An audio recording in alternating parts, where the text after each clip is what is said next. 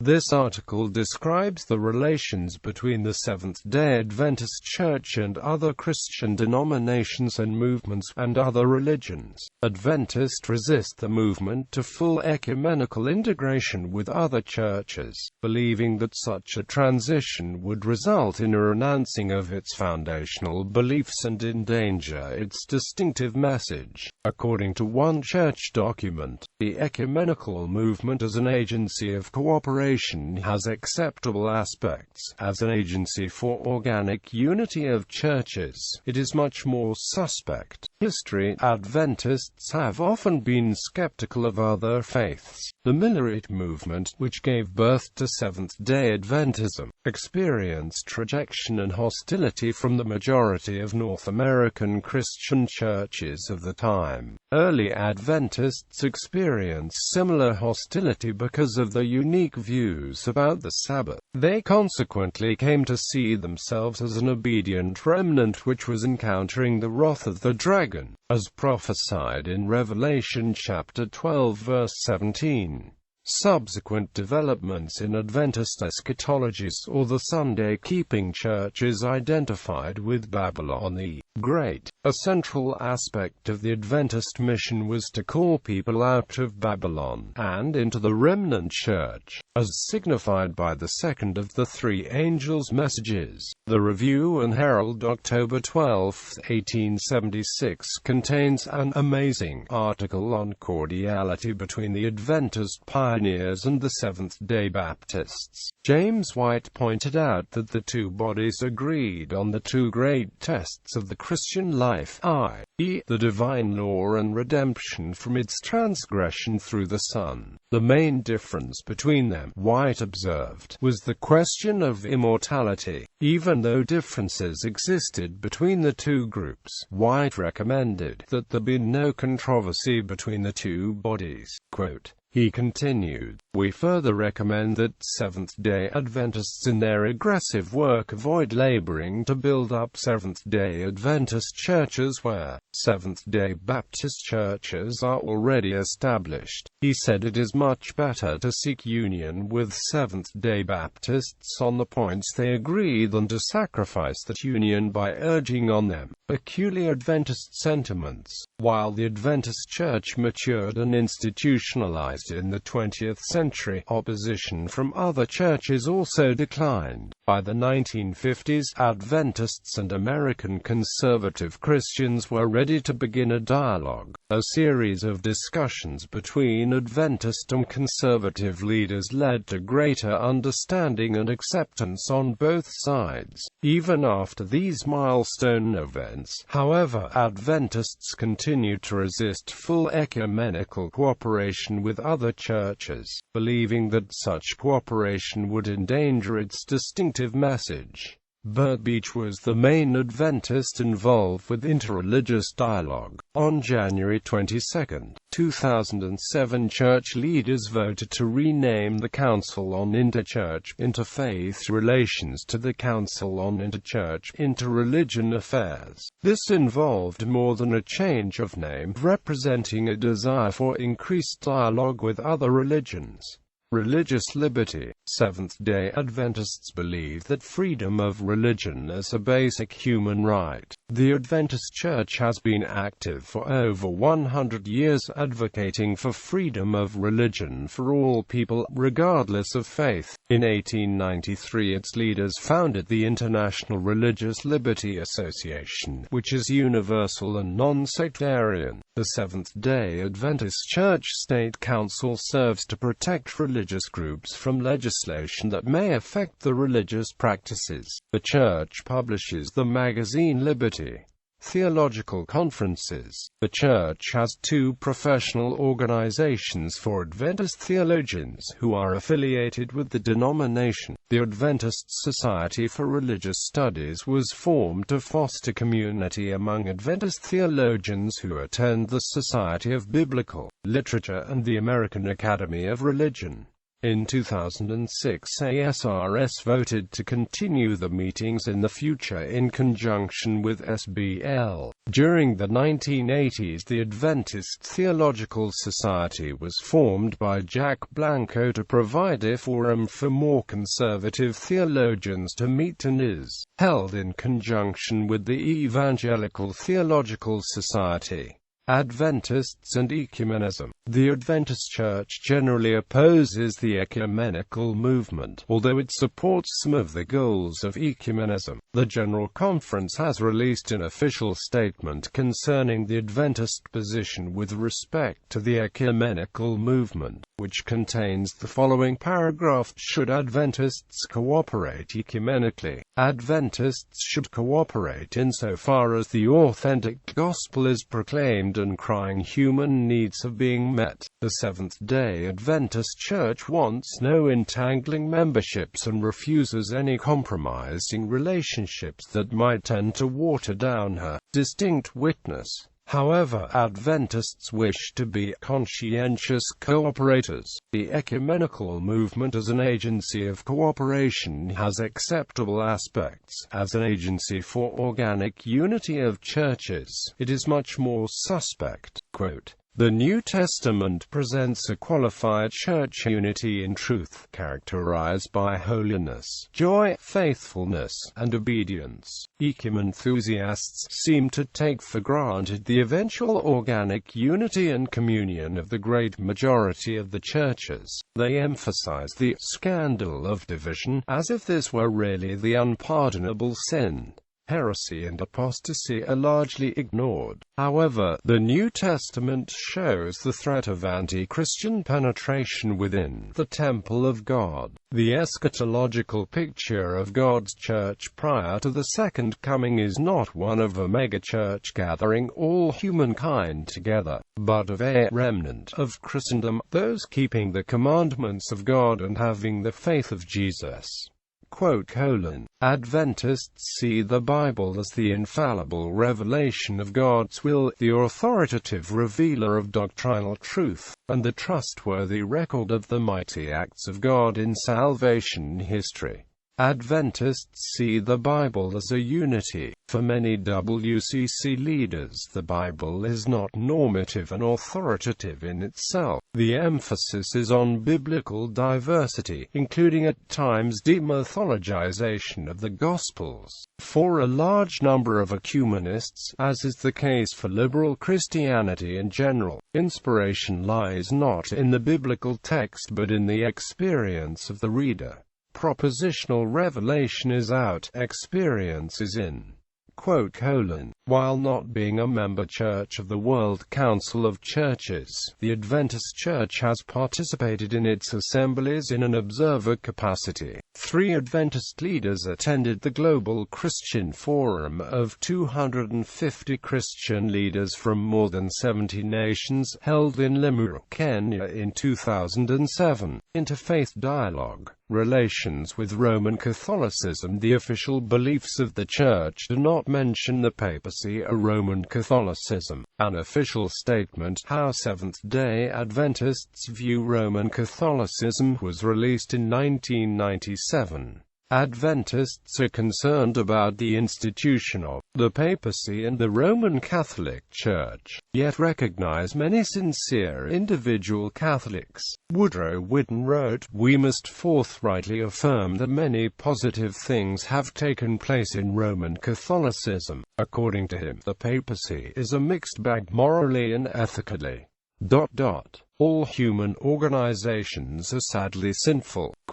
He concludes, "The Roman Catholic religious system, or Papal Rome, is still the great power envisioned in Daniel chapter 7 and 8, 2 Thessalonians chapter 2, and Revelation chapter 13. See the companion article by Grace Alone, by Clifford Goldstein. More moderate scholars.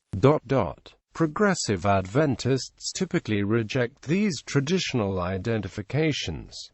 See Spectrum 27, Issue 3, 30-52. There was a number of meetings between Seventh-day Adventist and Catholic theologians, including now Cardinal Walter Casper and Monsignor John Radano. A short report by Angel Manuel Rodriguez was released. Adventist Samuel Bacchiocchi was the first non-Catholic to have graduated from the Pontifical Gregorian University. See also Ian de Bruinsma, Seventh-day Adventist Attitudes Toward Roman Catholicism, 184-1965, ISBN 1-883925045, and another article, Relations with Lutheran World Federation. There was constructive theological dialogue between the Seventh-day Adventist Church and the Lutheran World Federation. Conversations started in 1994 and ended in 1998.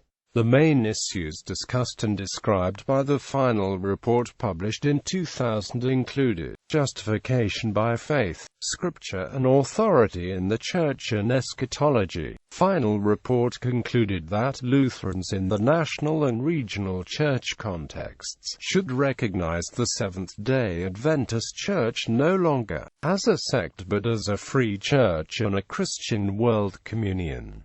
Relations with World Alliance of Reformed Churches. There is active theological dialogue between the Seventh-day Adventist Church and the World Alliance of Reformed Churches. In 2001, report on dialogue has been published as well. Among other statements, it declared that, "We are happy to conclude that our conversation has been productive in a number of directions. We have affirmed the common doctrinal ground on which we stand, and we have specified some of the ways in which our teachings have developed over time. We have sought to dispel mutual misunderstandings concerning doctrine. We have eschewed the sectarian spirit, and have not questioned one another's status as Christians." There were also informal meetings between Setri Naomi, General Secretary of the World Alliance of Reformed Churches, and Adventist leaders. Naomi told them that he has experienced the positive witness of the Adventist Church.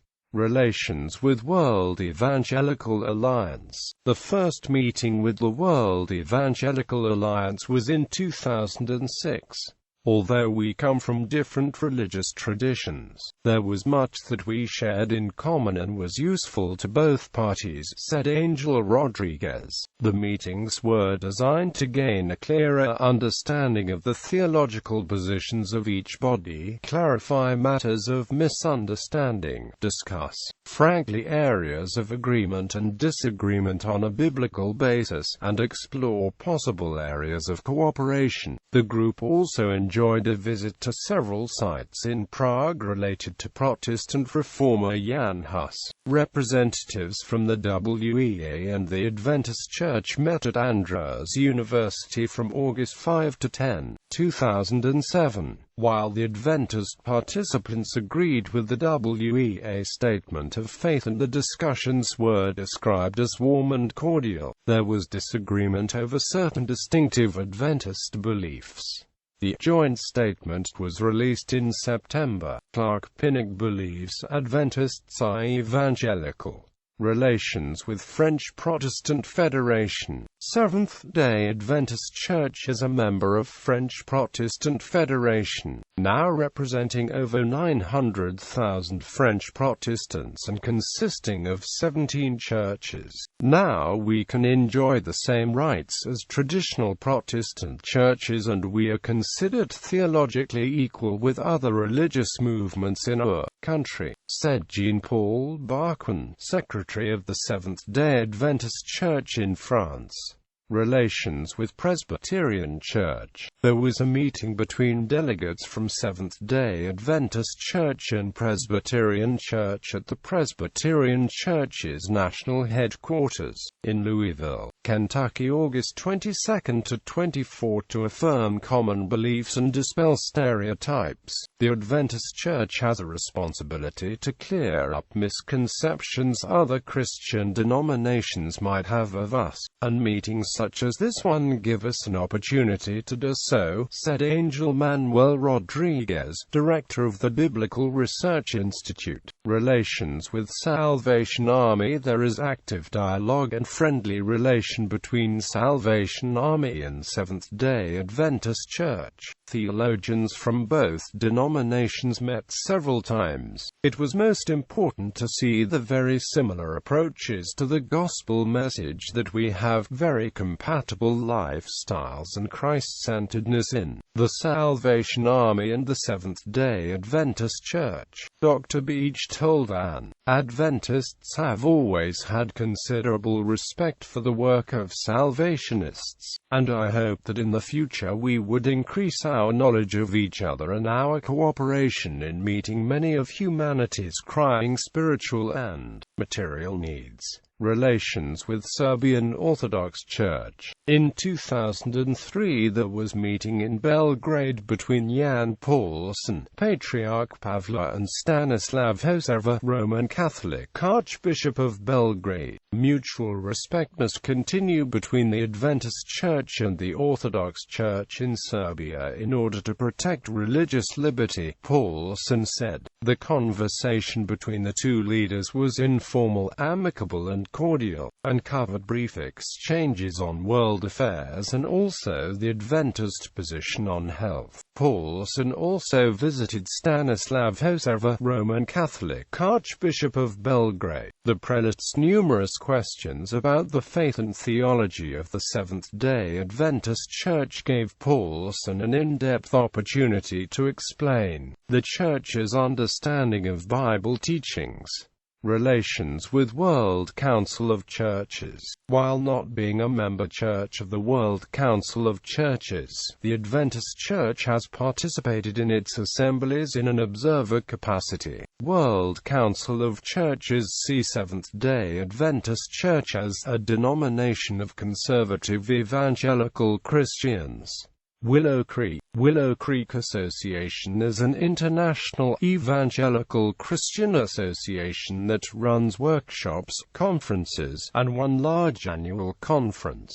According to one article, Seventh-day Adventist pastors and church members have been attending these conferences for years. Relation to other groups and individuals. Adventist theology is distinctly Protestant and holds much in common with evangelicalism in particular. However, in common with many restorationist groups, Adventists have traditionally taught that the majority of Protestant churches have failed to complete the Reformation by overturning the errors of Roman Catholicism and restoring the beliefs and practices of the primitive church, including Sabbath-keeping, adult baptism and conditional immortality. The Adventist Church is thus classified as a restorationist sect by some religion scholars. On the same basis, it may be associated with the Anabaptists and other movements of the Radical Reformation. Prominent Adventist evangelist George Vanderman affirmed other churches in what I like about ... the Lutherans, the Baptists, the Methodists, the Charismatics, the Catholics, our Jewish friends, the Adventists. Adventists typically do not associate themselves with fundamentalist Christianity. Theologically, Seventh-day Adventists have a number of beliefs in common with fundamentalists, but for various reasons have never been identified with the movement. On the part Adventists reject as unbiblical a number of teachings held by many fundamentalists. However, one stream of Adventist thought is often considered fundamentalist. Baptist scholar Clark Pinnock gave very favorable reviews of Alden Thompson's Inspiration and Richard Rice's theology textbook Reign of God. Pinnock was earlier impressed by Richard Rice's book The Openness of God, and later was the editor for another work of the same name, contributed by authors Rice, John E. Sanders and others. Ray Ronfeld wrote his Ph.D. on Pinnock's view of biblical inspiration. Pinnock also wrote the foreword to Immortality: A Resurrection. by Samuel Bacchiocchi. Baptist Wayne Grudem read the foreword to Samuel Bacchiocchi's book Women in the Church. At an Adventist conference, Methodist scholar Donald Dayton described himself as a sympathetic outsider. He affirmed Adventists for being ahead of the time on certain beliefs, although not necessarily entirely correct. Anglican minister Jeffrey Paxton had significant interaction with Adventists, particularly with Robert Brinsmith. He lost his job as principal of the Queensland Bible Institute because of his association with Adventists. Defrocked Adventist minister Desmond Ford has presented sermons to a wide variety of Christian denominations. Evangelical Tony Campolo has written about his positive experiences speaking on numerous Adventist university campuses in the foreword to Adventism, For a New Generation by Steve Daly. He presented at the First International Conference on Adventists in the Community in 2004. Evangelical author Philip Yancey gave a presentation at Avondale College Church on October 20, 2001, which was broadcast throughout the South Pacific Division. He returned to speak again at Avondale College in 2007. Historian Martin E. Marty describes Adventism as transmodern, as opposed to countermodern fundamentalists. Other religions. This section describes the interaction between the Adventist Church and other religions beside Christianity. The General Conference body Global Mission started in 1990 after a decision at the General Conference session. The Adventist Mission was formed in 2005 as a merger of Global Mission and the Office of Mission Awareness. Global Mission has centers specializing in the study of Buddhism, Hinduism, Judaism, secularism, postmodernism and Islam. See New Directions in Adventist Muslim Relations, a Spectrum interview with Global Center for Adventist Muslim Relations Director Gerald Whitehouse. See also, Samir Selmanovich, the pastor of Church of the Advent Hope in New York City, was honored by the group Muslims Against Terrorism for his assistance following the September 11, 2001 attacks, including holding a Christian-Muslim discussion at the peak of tensions. Non-religious organizations. As of 2009, a partnership between the Adventist Church and the World Health Organization is being explored. According to one report, Israel, who has previously partnered with other faith-based organizations. This would be the first time it could extend official relations to a church denomination. Publications. Ministry magazine is sent to over twice as many non-Adventists as Adventists. Shabbat Shalom describes itself as the Journal of Jewish-Christian Reconciliation.